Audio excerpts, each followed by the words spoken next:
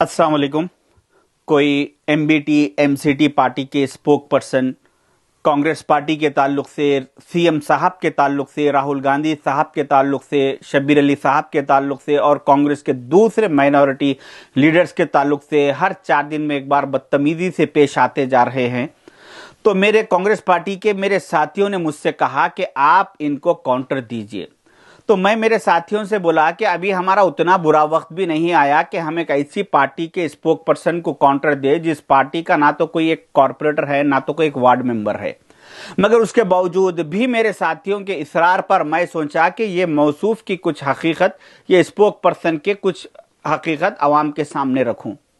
ये spoke person Telangana के मुसलमानों के मसाइल को हल करने के लिए निकले हुए हैं, मगर इनका जहां पर चंचलगुड़े में घर है वो घर से 30 कदम की दूरी पर एक छोटा सा इशू है जो मैं इनको बताना चाहूंगा कि इनके घर से 30 कदम की दूरी पर नुसरत मिठल वाले साहब की एक कीमती जायदाद है 232 गज की, जो आज से 3.5 साल पहले उन्होंने उस जायदाद को अल्लाह की राह में वक्फ कर दिया और उसकी जिम्मेदारी असद मियां साहब को देते हुए कहा कि यहां पे आप अल्लाह का घर तामीर कीजिए ताकि लोगों को इबादत करने के लिए सहूलत हो सके।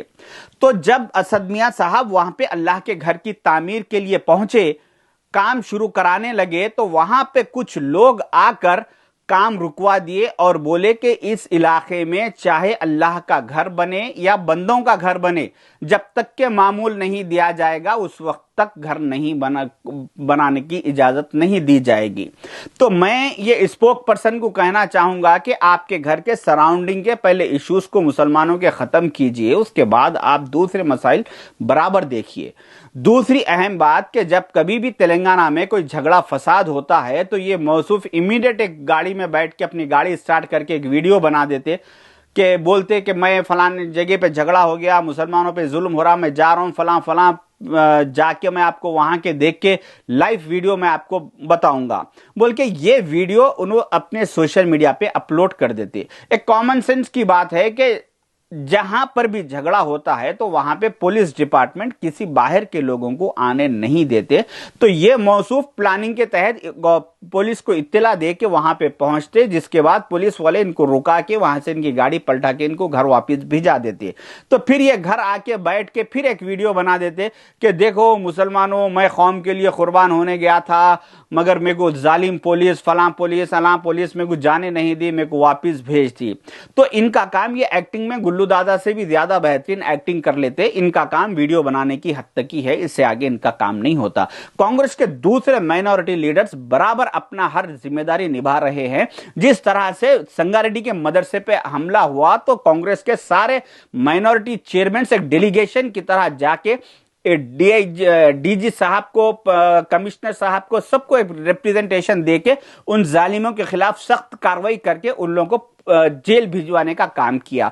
उसी तरीके से जब जैनूर में फसाद हुआ था उस वक्त में 12 सितंबर 2024 को वहां के सुप्रिंटेंडेंट ऑफ पुलिस से मेरा डिस्कशन हुआ। जो ये व्हाट्सएप चैटिंग है इस पे मुझे वहां के कुछ लोगों ने वीडियोस भेजे कि ये लोग यहां पे अटैक कर रहे हैं घरों पे। तो मैं वो वीडियोस और उनके फोटोज, जिसमें से एक का नाम कनका राव नाम है, उसकी फोटोज के नाम के साथ मैं एसपी साहब को फॉरवर्ड किया। उसके बाद एसपी साहब का मुझे व्हाट्सएप पे रिप्लाई आया कि I will forward this DSP to take necessary action.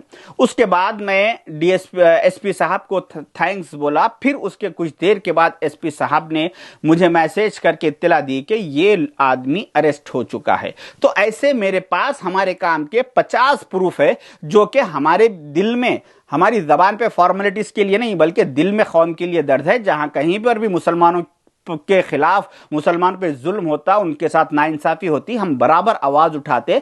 तो मेरा बोलने का मतलब यह है कि मेरे पास ऐसे 50 प्रूफ है, मगर मैं आज तक कभी किसी को बताया नहीं और बताऊंगा भी नहीं। एक ये मजबूरन मैं जैसो आवाम को बताने के लिए ये मेरी व्हाट्सएप चैटिंग में सोशल मीडिया पे डाला हूं, ताकि नेक्स्ट अगर मैं ऐसी डालते रहा तो दूसरे वक्त में दूसरे बड़े ऑफिसर्स मेरे से व्हाट्सएप चैटिंग करने के लिए हिचकिचाते, वो आगे पीछे होते, वो एहतियात करते। इस वजह से मुझे हीरो काम से मतलब है, हीरो बनने का मुझे शौक नहीं है, फेमस होने का, मुसलमानों की लाशों पर, मुसलमानों के इश्यू को बिगाड़ के हीरो बनने का या फेमस होने का शौक नहीं है, जैसा दूसरे लोगों को शौक है। मुझे अल्लाह ताला ने जितनी इज्जत दी उतनी अल्हम्दुलिल्लाह काफी है।